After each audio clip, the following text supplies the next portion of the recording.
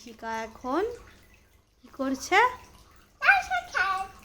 লাল শাক ছাড়াচ্ছে, আমাকে দিচ্ছে আর আমি যাচ্ছি। দেখো এখানে সব ফেলছি। এখানে ছাড়িয়ে ফেলা হচ্ছে।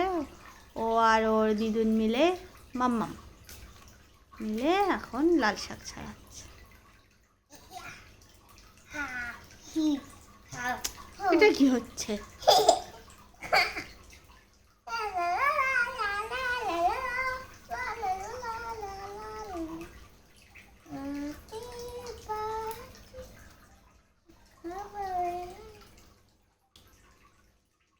পাতাগুলো বেছেছো ভালো করে? না মাম্মা আমাকে দিচ্ছি পাতাগুলো।